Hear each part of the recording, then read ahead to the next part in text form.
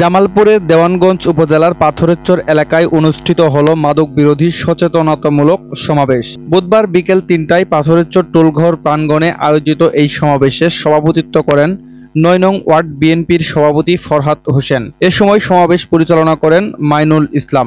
সমাবেশের প্রধান অতিথি হিসেবে উপস্থিত ছিলেন দেওয়ানগঞ্জ উপজেলা বিএনপির সহসভাপতি সরোয়ার আলম।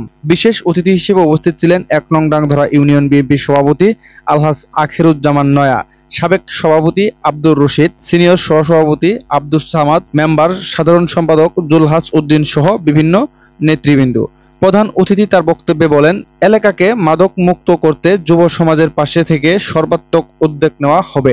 অতিথিরা আরো বলেন, মাদক প্রতিরোধে জনসচেতনতা বাড়াতে হবে, যেখানেই মাদক সেখানেই প্রতিরোধ গড়ে তুলতে হবে। এই মাদকের দ্বারা একটা পরিবার ধ্বংসপ্রাপ্ত হয়, স্বামী স্ত্রীতে বিভেদ হয়, বাবা মার সঙ্গে সন্তানের বিভেদ হয়, চুরি ছিনতাই রাহাজানি এমন কোনো কাজ নাই, জঘন্যতম কাজ যেগুলো আছে সমস্ত কিছুর মূলে আমি মনে করি বেশিরভাগ ক্ষেত্রেই এই মাদক সেবনকারীর দ্বারাই সম্ভব। মাদক এমন একটা ব্যাধি, তোমার লিভার, তোমার কিডনি তোমাকে পঙ্গু করে দিবে, তুমি বোধ শক্তি হারিয়ে ফেলবে।